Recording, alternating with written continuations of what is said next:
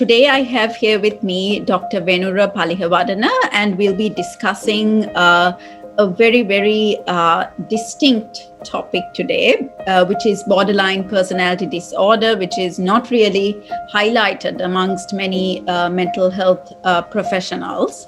So thank you, Doctor, for your time, actually allocating this time to talk about this topic, or this disorder rather, that is not highlighted amongst the population. What are your thoughts, Doctor? Is there anything you would like to highlight first before we get into the session? First, Eranjali, let me thank you for choosing this topic, not really diagnosed with, not really discussed, and a lot of stigma around the topic also. Correct. And people being labeled, as borderline sometimes, and when people want to look down on people, they label them as, I have seen this being done by even professionals, unfortunately. So that it carries a kind of a negative connotation, the name itself sometimes. So shedding some light on this topic, trying to understand it, I think it's a very timely thing, given the fact that we see a bit of a cultural transition in Sri Lanka. Yes. We see that we are slowly moving from complete collectivism to little bit of individualism. Families becoming smaller, and people they become dispersed, and people becoming uprooted from one place and getting rerouted in another place, and all those things affecting the personality development of children. And we see kind of a increase in borderline personality, unfortunately. So I think it's a very timely topic, Ranjali. Thank you for choosing this topic. Doctor, and I agree with you around the name itself, borderline personality disorder. That itself gives a negative connotation and somewhat stigma around the name itself. And I hear that in the UK and the US they are advocating for a name change. Absolutely. Absolutely. Relation of emotions or something like that. Yeah. It's a very important area you touched on. So for our audience, Doctor, what is borderline personality disorder? Yeah. Actually, to start with, borderline personality disorder is a misnomer. People at the beginning, they thought there is this condition which cannot be either categorized as a psychotic disorder or neurotic disorder, and this people thought this condition which cannot be defined probably lies between psychosis and neurosis. That's why they called it borderline. Correct. So now, but we know it's a distinct condition, kind of with a distinct etiology and distinct cause of illness and distinct prognosis. We know it's a distinct condition. Still, labels aside, the condition is what it is. So when it comes to borderline personality, my aim today is not to encourage people to diagnose borderline personality in someone else, but to see for themselves, whether they have something with regard to their emotional regulation, which could be borderline personality. For example, let's say you have a problem in controlling your impulses. Let's say you make decisions that you regret immediately, like spending, relationships, eating. Sometimes we overlook this. You eat a lot, then you regret the fact that you did it. Or also the fact that your identity, you don't feel like you fit in anywhere. You feel like you're just floating. You don't have that rooted enough, grounded enough. That's one of the signs. Also this emotional dysregularity. You feel like you are in an emotional roller coaster all the time. In the morning you feel okay, but in the afternoon for no reason you feel low. Your emotions become very unstable. And also when it comes to borderline people, they have this what's called chronic sense of emptiness. Whatever you achieve, whatever you do, they can be high achievers in life. People with borderline traits who are high functioning, but you feel like you are not doing enough. You are not achieving enough. You have this constant fear that you are not doing well. Something like that. And also when it comes to relationships, the borderline traits come to surface, especially in relationships. like you feel that you might be abandoned by your loved ones all the time, and you make these frantic efforts to avoid abandonance. Like you make repeated phone calls, asking for reassurance over and over again. So you struggle, and also itself, triggers a kind of a stress reaction, perhaps between partners as well, and then that's right. to other issues. So yes, very common. In your experience, Doctor, what would I know you did mention a couple of traits that individuals who are diagnosed with borderline personality disorder does exhibit. In your experience, how would you think they would feel like, or what would be the most important traits for them to watch out for?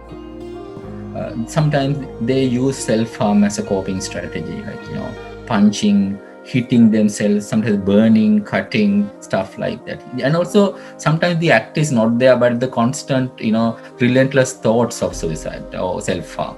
That can be a sign which is very suggestive of borderline personality. Then we all have the identity crisis when we are adolescents, right? Before we start our careers, before our path becomes clear to us. So these borderline people with borderline personality, they can never resolve this identity crisis. It will go on. They will always feel like they don't feel like they won't fit into anything. And one of the things would be that your emotions, any emotion you feel, like you feel overwhelmed with emotions. Sadness, shame, even happiness, you feel like you can't contain it. Emotions like kind of overflowing, like that overwhelming nature of emotions is a very important indicator of borderline personality. So if you have these things, especially whatever you do in your life, achievements, you try to do this thing and that, and still you feel like always, relentless, you feel negativity. Okay. And chronically you feel like you are not achieving anything, you are not getting anywhere. If you have these feelings, and also when it comes to relationship, there's another thing. Whether you whenever you meet someone, you have this black and white thinking, where you would fall into like very quickly with few you would, it's something like this. You would let's say you meet someone today, you would just fall in love, and you would start worshipping the person, like they see them as like role models, as the most important, most beautiful. Then next day you won't have that kind of an affection to that person. So something happens, something negative, some argument, some slight negativity, the moment it happens, you discard the person. It can happen with friends also. One day you feel like this is my best friend, the next day you won't have that feeling. So if you oscillate between these things, black and white, to be some black and white thinking, and that's got to be somewhat very, very distressing, because I'm thinking individuals they don't want to feel that way, because it's very draining. Yes, absolutely, Ranjali. It's like they don't. That's another thing with borderline personality. You feel like you want to escape this. You feel like you want, because it's draining, as you said.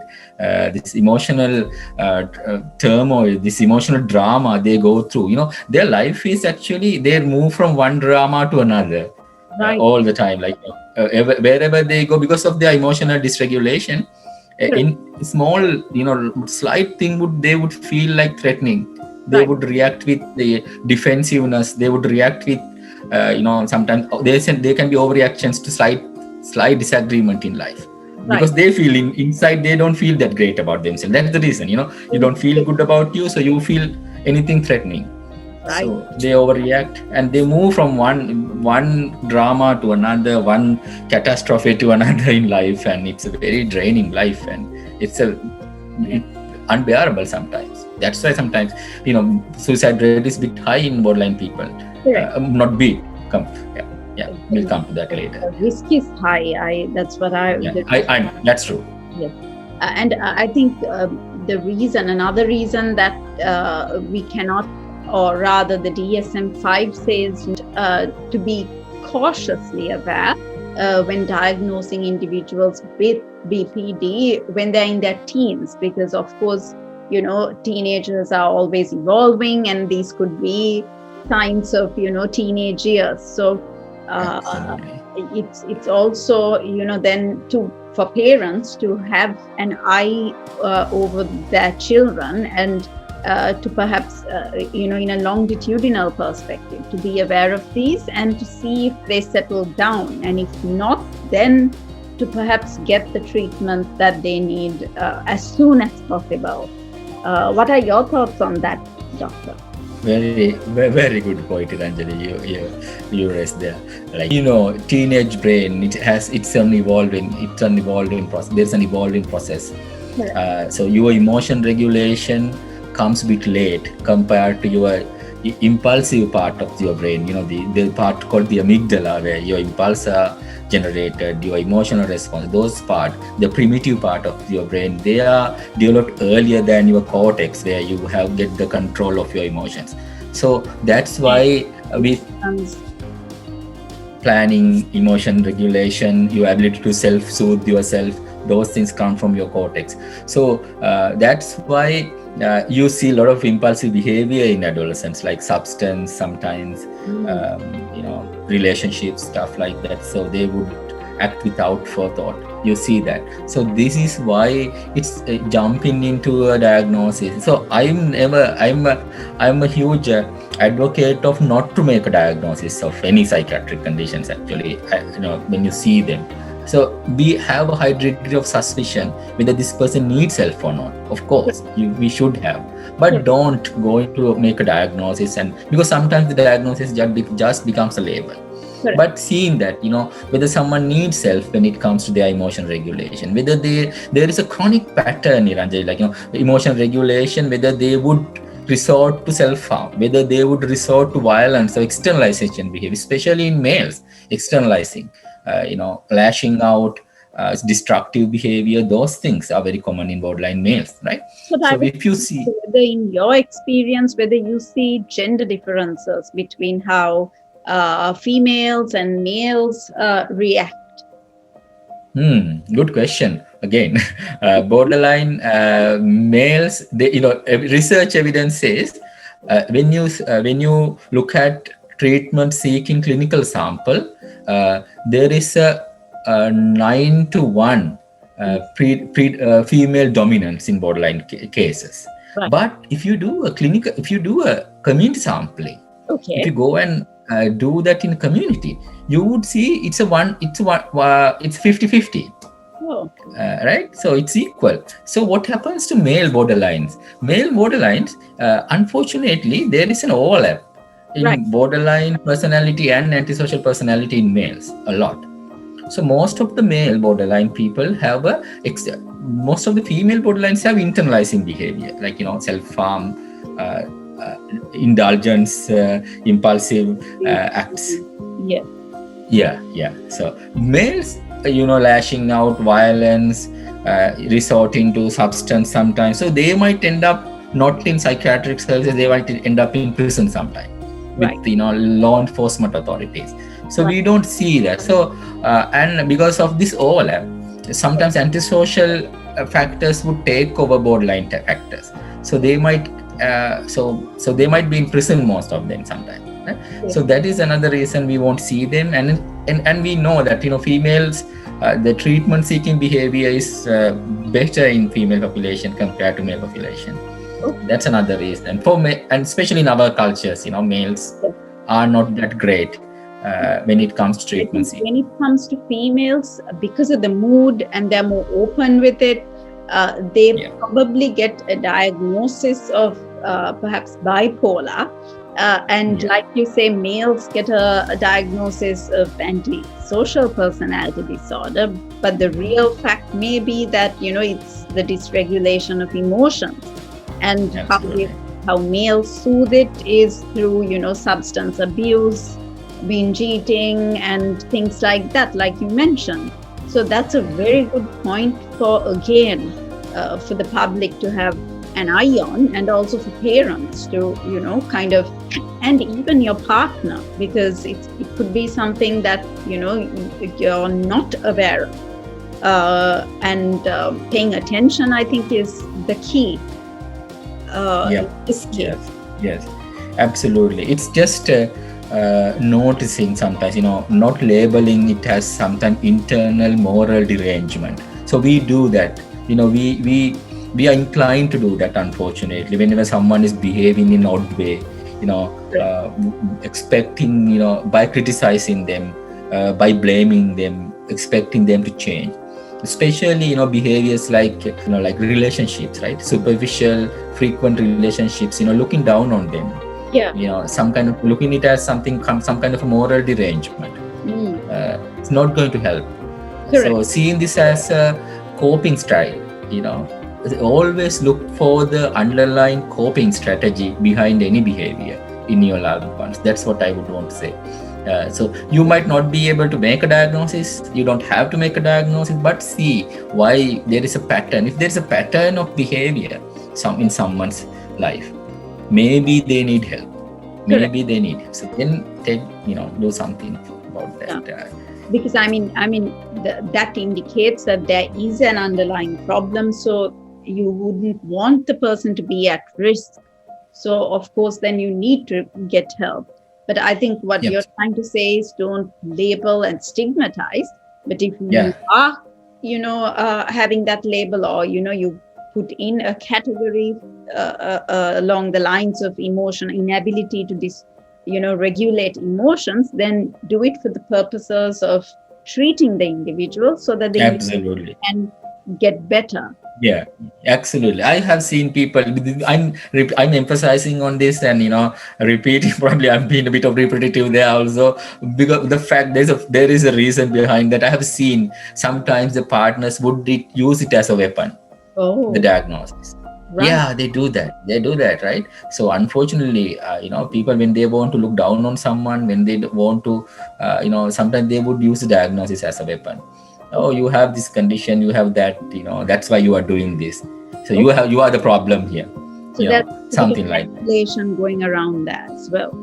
Yes. Wow. So sorry, Ranjali. What you're saying is they use it as a weapon to manipulate the circumstance. Yeah, absolutely. To silence them, to make them feel, like they are the perpetrators. Whenever something happens, so it can happen every time it happens, Ranjali. Like any psychiatric diagnosis, we have to be very careful when we are dealing with family members. Unfortunately, we are very open. We have discussed this also. So they do this. So sometimes. What do you? Not all of them. Advice then, doctor? Like if this can be, it is happening in the community. So what would your advice be to those who have a diagnosis, but who is in this position where they're being labeled and they're being used as a tool for manipulation? What would your advice be to them? Oh, well, I would say the family members and the patient both. Most important thing is, diagnosis is important. One, it takes the responsibility away from the person, right? It's not a moral issue that you have, but this diagnosis is the one which makes you do these things. So people can stay, you once the moment that responsibility is taken away from you and it's given to diagnosis, then you can work on it. The family can accept the person, as a person, individual with the condition. So it helps actually. It should ideally help. I have seen some families, they find it very easy to tolerate the person the moment we give the diagnosis. Right. The moment we give the diagnosis, family knows that there is something wrong in this person. It's a psychiatric condition which needs help. The moment they notice it, you can love the person, right? You know that it's something outside their control. So that helps. Then the moment you have a diagnosis, you have this evidence-based treatment approaches that you can access. In other parts of the world, you have to have a diagnosis to access services, right? But in our country, especially even in our countries, the evidence-based treatment, the communication between clinicians easier when you have a diagnosis. So, but what I would say, family to look at it in this way, whenever you see, don't attribute everything the person does to a diagnosis also. Maybe the factors there could be factors which are related to the illness, maybe there are factors which are not related to the illness. Correct. So don't attribute the person is endowed with. Of course. So that's another thing. So family has to have a very broad mind, very accepting kind of an approach towards the patient if they can help the patient. Otherwise, it's going to be very difficult for both of them. Correct. So communication, empathy, and kindness. I think what you're emphasizing is between the family and understanding also. Understanding are very important. So what do you think, Doctor, when we talk about the etiology of BPD? They said, okay, so it's a nature and nurture problem. So your genes, neurochemicals, plus other environmental stresses. What are your thoughts on that? In any personality, they say, research, what research evidence says, it says 50-50 usually. There is a 50% of genetic contribution and another 50% from the upbringing. Right. When it comes to borderline personality, I think, they have found people with severe borderline personality. Let's say someone who has all the criteria which is mentioned in DSM-5. Right. They have a history of severe abuse. Okay. Most of them have a history of severe abuse. But at least severe abuse. But abuse is not very common in all the borderline patients. Correct. Not very common. Some of them, it can be just emotional invalidation. Some problem, something to do with the attachment. Correct. The relationship they had with the primary caregiver. Something like, some subtle kind of, let's say, there is a thing called emotional misattunement. Emotional misattunement is when your parent or your immediate primary caregiver, that your emotions are not being validated by them. For example, it could be something like this. There could be a high achieving mother, or a father with a kind of a mediocre, the child with a mediocre kind of a skill. Right. So, when the parent is high achiever, whatever the child does, whatever their achievements, they won't look enough. They won't look good in parent's eye. So the child always feel like, they are not being appreciated, they are not being validated, they are not being valued. So they are in a constant struggle to please them. Right. That can be a trauma, kind of a constant trauma every day. Also, sometimes, let's say, the emotional responsiveness. They say children use parents as, sounding boards. Right. To understand their emotions. For example, let's say, sometimes in our culture, especially, I have seen this. Parents don't encourage negative emotions in children. Yes. Don't cry, don't panic, don't be jealous. Yes. Please don't be jealous. Stuff like that. They would say, why this long face? Smile, okay?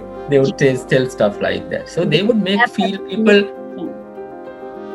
Guilty for having the emotion, right? Yes. The moment people feel guilty for having an emotion, they would start to reject their own emotions. Correct. Because it's never been validated, right? Your cry, your sadness, it was never recognized. Correct. So people would not know their emotions. So emotional literacy. This is the problem with the level of the emotional literacy would go down when this happens in society.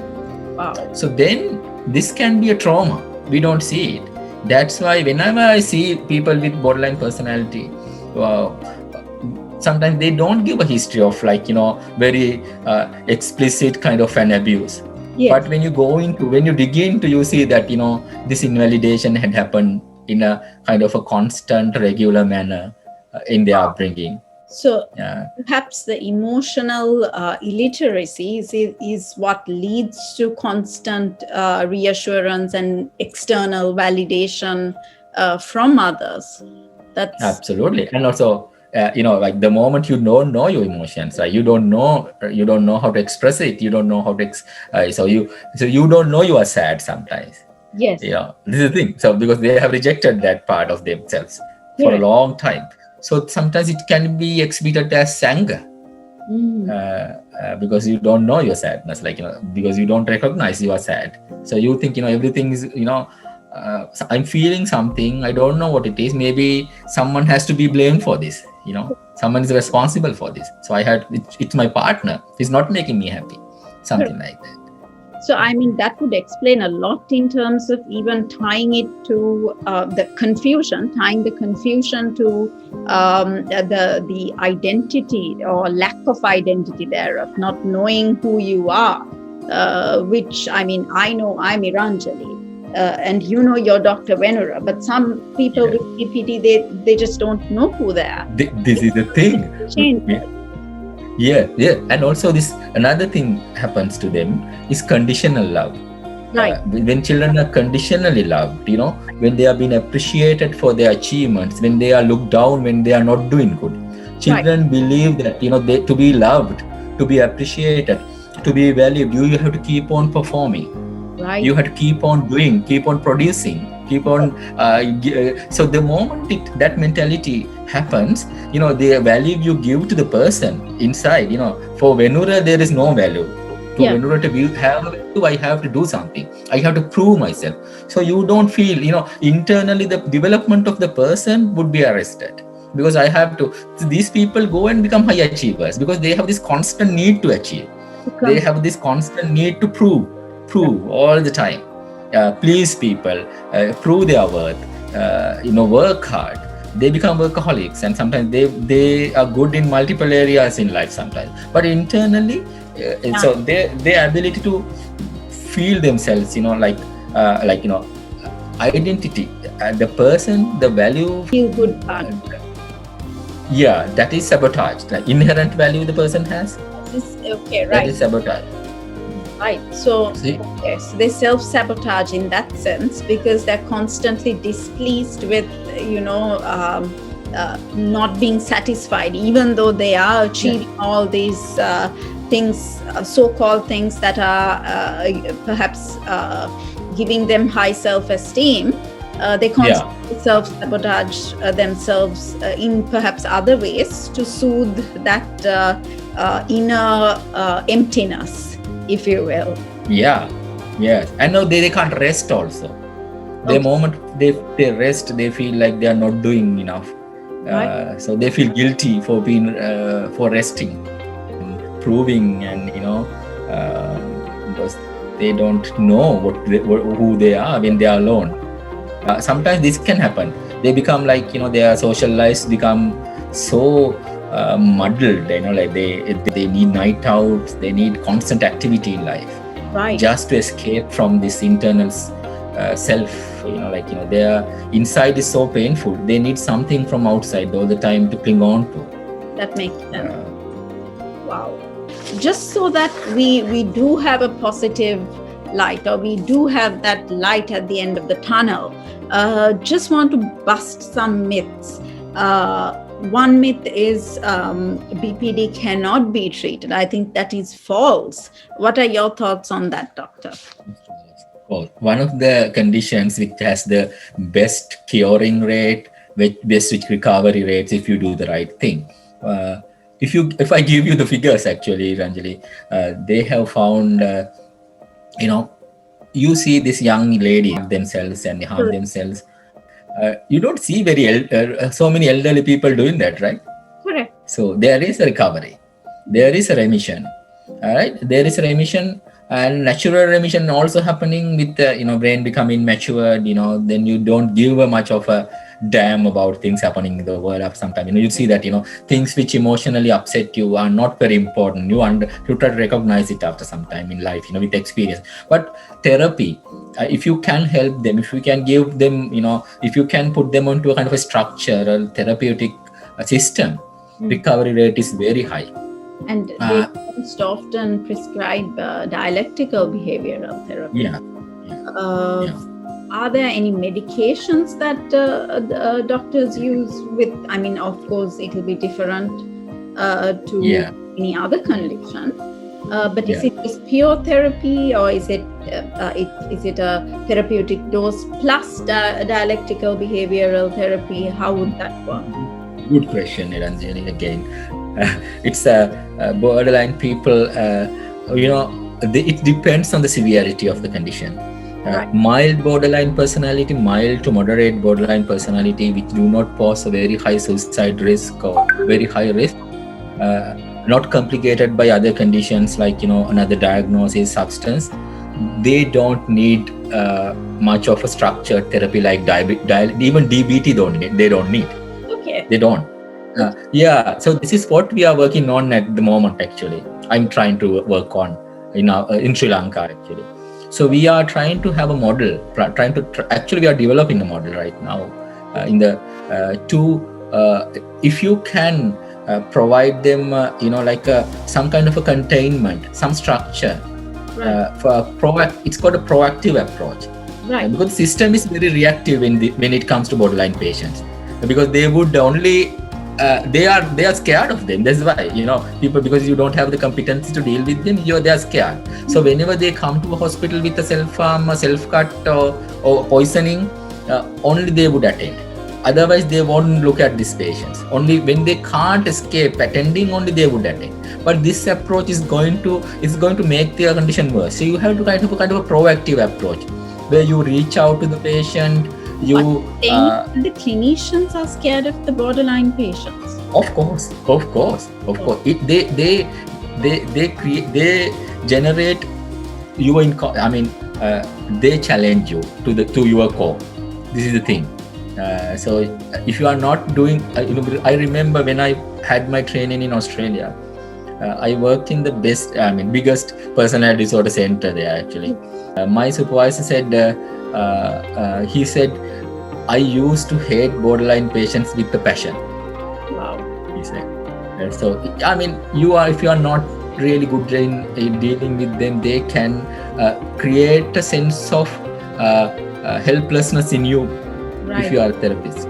Right. Because you don't know what to do with them. They are dysregulated, they are not doing well, they are not improving, and you don't know how to help them. So that's why people are scared. But if you know this is what I've been saying for many years now. If you apply the real technique, I'm teaching this to my registrars. Wherever I go, I try to teach this. Spread this message all the time. It's a technique that you can learn. It's a technique that you can learn. If you learn this technique and if you apply it, if you can provide that containment they didn't have when they were children. Correct.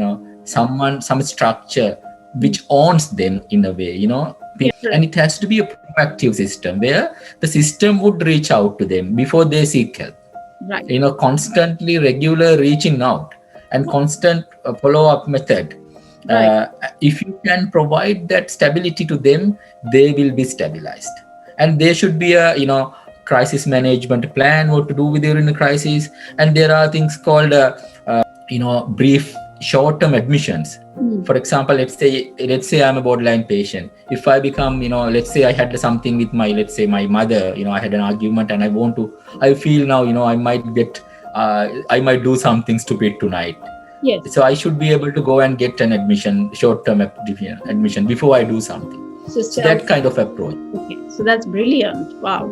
And from what you're saying is that you don't have to have a history of child sexual abuse. You don't have to have a history of neglect, maternal deprivation, privation. It could happen just by not being validated when you were a child. That's absolutely powerful. And that's why I started DBT group also at Kalubovila. Wow. Yeah. So it's a kind of a pilot project because we would be doing sessions on Zoom. But until I return. That's good, but that's a good start at least. somebody is there to help. Our cultures, culture has a protective factor. There are a lot of protective factors in our culture, like our extended families are there. So the children would they would be looked after by someone. Correct. Let's say when I'm a doctor, there is a certain code of conduct which is expected from me. When you are a teacher, there is a certain level of you have to maintain that kind of a social image. Correct. Because of that, it stabilizes people. It stabilizes. Because in a Western world, individualistic world, people who are free to do whatever they want, they get dysregulated. Yeah. This is the problem with choice. Yeah, we have a lot of choices to make. A lot of options to choose from. Sometimes people that can dysregulate. Wow. So coming to I think we already discredited that all individuals with BPD have been subject to some sort of neglect or abuse. Combination or interaction could be, but it's false. Substance abuse causes BPD. I would think it's false. But it's wrong. It's the other way around, actually. It's people with BPD, because of this constant emotional dysregulation, sometimes out of desperation, they would seek I did that feeling of emptiness and and also that emotions, this ups and downs, sometimes this relentless thinking, negative thinking, just to shut it down, just to calm themselves. You have to shut themselves. Sometimes they might indulge in substances, self-soothing, something that will soothe them, which could be substance or even said food. A desperate attempt to find some answer, and unfortunately it makes the condition worse most of the time. It adds to the problem and they become dependent. Sometimes they become dependent on prescribed medication. Sometimes they would over-the-counter medications, they become dependent, like sedatives. So it's all sort of things can happen. So substance it doesn't cause the BPD usually. It's usually the other way around. So Okay, having BPD can increase one's risk of suicide. I think that's a half truth, because you are impulsive, and if you are risk taking, maybe you don't want to really end your life, but you kind of put yourself in that position, and very well might end up being bad. What are your thoughts on that, doctor? The group, as you said, the group as a group, they have a higher risk, I would say, compared to the general population. That should be kept in mind in the people who are dealing with them also. Trying to reduce it, trying to make the risk zero sometimes can have a negative impact on people. This is another thing. Because sometimes I met a patient. I have met so many patients actually. They have told me, sometimes the fact that you can end your life paradoxically keeps you alive. It's a kind of an exit route. You know that you can do this sometimes. So they eliminating it completely sometimes not possible. But how can we help them people, right? So this is the thing. So knowing that we are dealing with a high risk group is important for clinicians. So then they don't become panic. They then do things which there is an approach called risk tolerant approach. If you are a clinician or a psychiatrist or someone who is looking after BPD people, you have to go for a risk tolerant approach.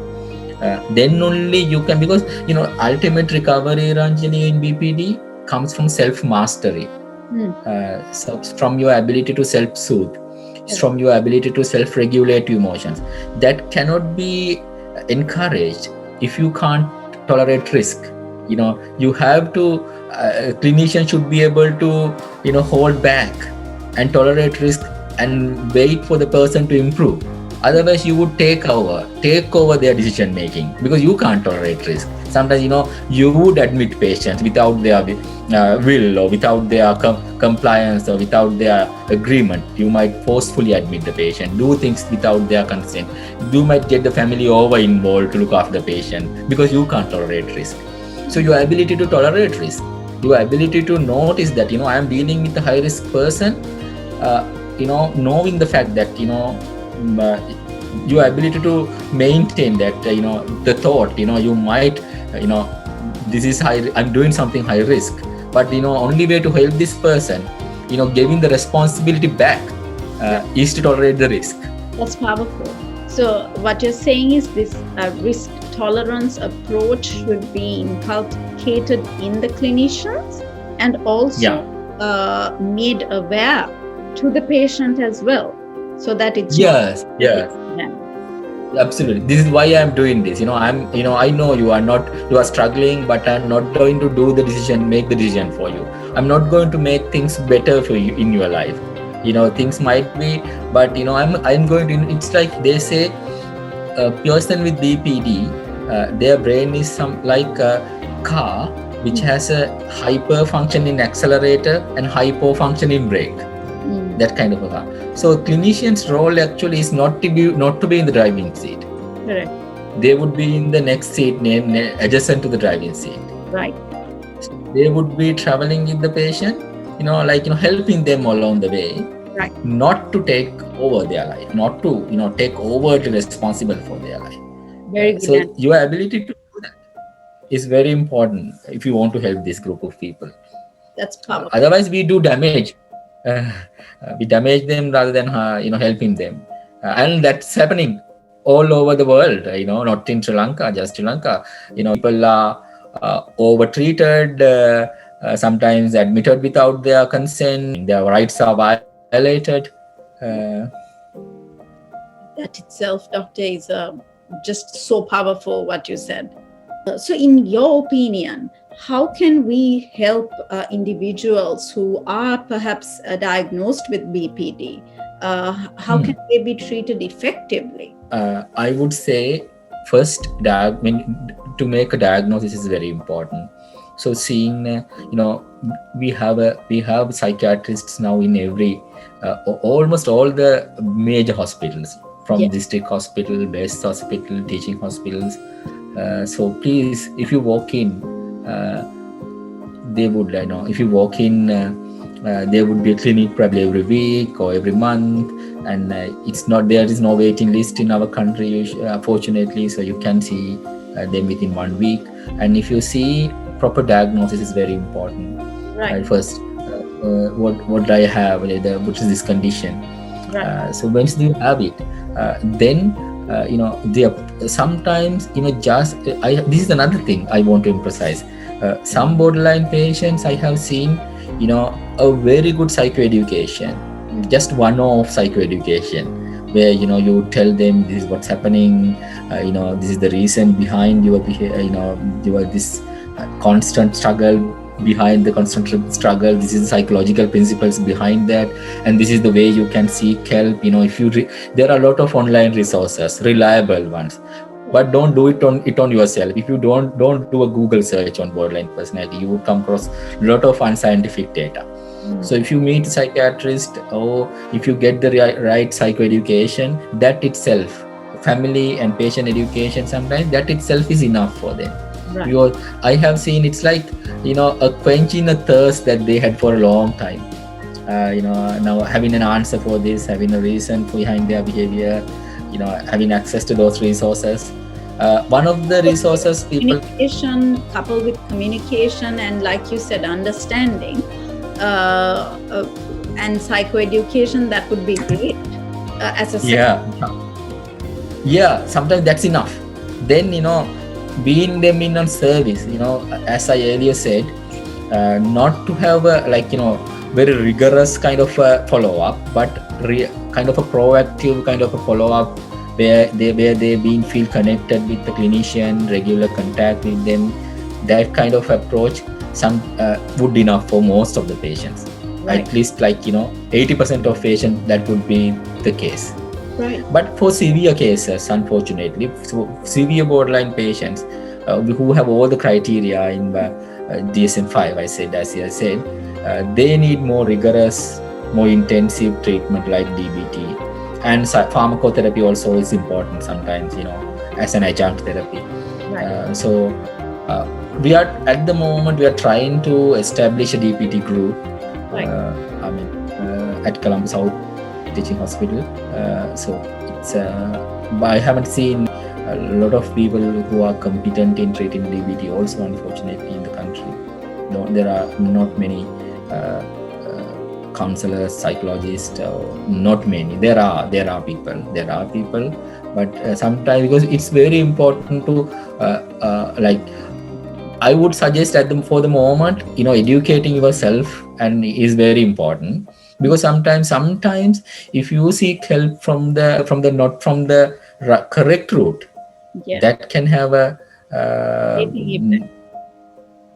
yes, negative, more like, can that I have seen sometimes can happen. So it's but that, so it's evolving. Yeah, it's evolving, and it's a good start, I would say, that you're having this team. So the final question, for those families and even for those individuals who have got the diagnosis, who's managing it, for the families, and then also the partners, what's your message to them, if you have one? One, I would say, well, it's a difficult journey for family and partners. It's very difficult. It's like, riding that emotional roller coaster with them. You wouldn't know what triggered their negativity. You would feel victimized all the time. You feel like you are abused. You are not doing enough all the time, because they have this what's called creating no-win situations. Okay. They would, let's say they would blame you for doing something. When you try to correct it, they would not accept it. You have to take the blame somehow.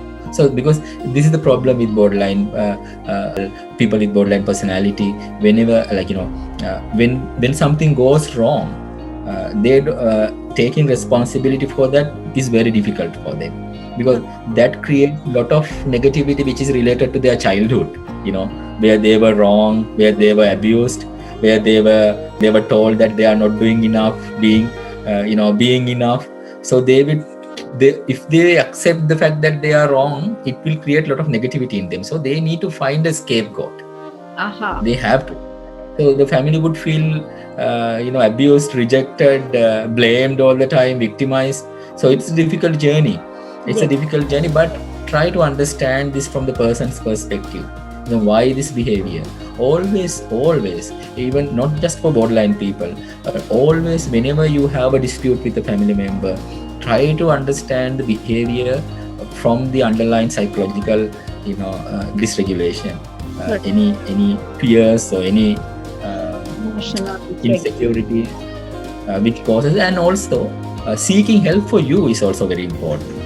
If you are dealing with the person with borderline personality, seeking help, if you might feel depressed at times, you might feel low at times, and also, unfortunately, I'm just thinking of forming a carer group. Actually, we haven't done this yet. In other parts of the world, where I worked in Australia, we had very strong carer groups, carer education sessions, and and that's very soothing, getting in touch with people who go through the same thing. So they sometimes it Alcoholic Anonymous, something like that, for the BPD patients and their families, so that they can have, get together about their difficulties and share that sort of burden, and perhaps even exchange ideas itself in managing. So that's powerful. Anything else, Doctor, that you would like to? Well, I think we have covered a lot. Very nice. Most of the things, actually, most of the stuff than I intended even. It was very thought-provoking. Thank you, Ranjali. Thanks. Thank you so much, Doctor, for being on this session. I know you are in Melbourne and right now in quarantine, and for doing this, thank you so much. And yes, I hope the next few weeks will be transitioning quite well. Thank you, Ranji. Thanks. Okay.